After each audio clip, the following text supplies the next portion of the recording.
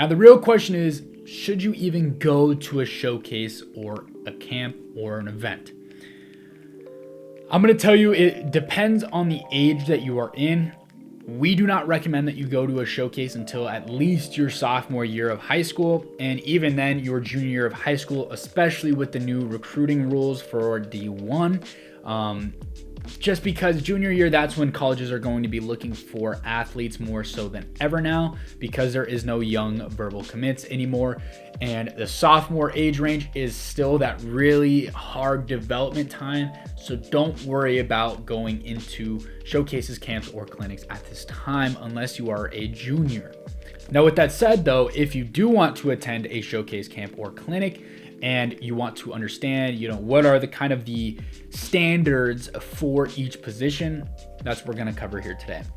Now, if you're a late bloomer and your timeline looks a little bit different, where you aren't talking to schools maybe until your late junior, senior year even, then JUCO is definitely a viable option for you. You don't need to go to an actual showcase in this case, but you can actually just go talk to the coach. Hey, I want to do a camp. Maybe just take some ground balls in front of the coach during the summer and go from there. So factor number one of should you even go to these schools? This is going to be the schools that are in attendance. Should you even go to a camp or showcase if the schools that you want to go to that are on your list aren't even going to be there? The answer is no. You want to go to the schools that are most valuable to you. So don't waste your time and don't waste your money on those camps and showcases that you don't want to go to. Now, point number two is going to be your talent level. You cannot go to a showcase or an event if you are a C-level player. The reason why I say this is because if you're on a travel team, and a lot of the travel teams nowadays have the different tiers or the brackets of the teams that you can be on, whether, Navy, white, blue, whatever it may be at that, organization. If you're on the lowest bracket, and even if they don't tell you, which ones are the lowest, if you're on that lowest one, you need to focus on your development rather than showcases. Don't even have the thought of doing a showcase or an event at that time. Focus on the development. That's all I can tell you at that point for, going to these showcases. All right, now here's the juicy stuff that you want, which is number three, the minimum requirements for these showcases. So for pitchers, you need to throw 90, especially if you are a junior and, senior especially, but, juniors that 85 range, senior that 90 range, you have to throw 90. That's the only way you get those really good looks. If you aren't throwing 90, they're not going to look at you. And you're wasting your time unless you're going for the exposure and the experience of just, hey, I went to a showcase, got my footage, got everything ready to go. That's cool. Now, I say that 85 to 90 range simply if you want to go play D1. If you do not want to play D1, you want to go D2, D3, NAI, or JUCO, those are all different, and you might not even want to go to the showcases just because D1s are kind of the showcase, ponies at that point. As for infielders, you have to throw at least 85 across the diamond. This is just simply for arm strength, throwing across, and they're going to see that when they radar gun you on the field when you're doing your pro style workouts. As for catchers, you want a 2-0 pop time. 2-0 pop time, anything below that is going to just set you above everybody else, all right?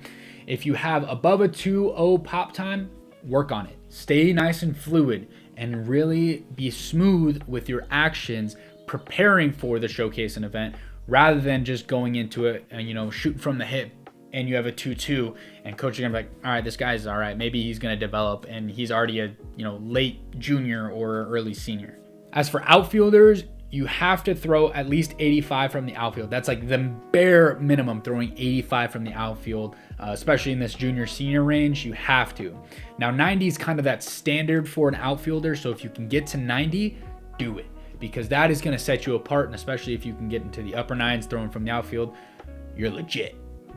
As for hitting, you want to be in that 85 to 90 mile an hour range off the bat. Usually this will be either off the tee, so it'll be a little bit more difficult to get that velo off a tee than it would for front toss. So make sure that you're practicing off the tee. And if they do front toss for you, then all good on that. But a pro tip for you is try to hit the ball down. They're not looking for any flight on the baseball at this point.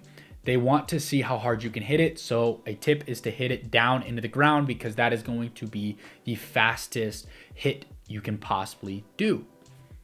As for speed, a 7 flat is kind of that minimum standpoint. If you run under a 7, that's great. You're going to get looks because you're fast. Everybody wants a fast outfielder and a fast infielder, showing that you're agile and mobile. That's great. But, if you have above a 7, you can still run it just to get your numbers to gauge for future showcases and events to see progress. However, it's not going to be a, eye grabber for you at one of these events. For this action step, I want you to use our plug and play to do a self-assessment. Really see where you stand, based upon your age range. We have everything listed of what the minimums are or what the standard is for these events. And go through, do a self-evaluation, see where you lie on this list, and work towards that goal. If you're not throwing hard enough, work on throwing harder, do some more long toss, get stronger, get in the weight room, all that stuff. You need to be working on meeting these minimum criterias for a coach to even look at you. We'll catch you on the next lesson.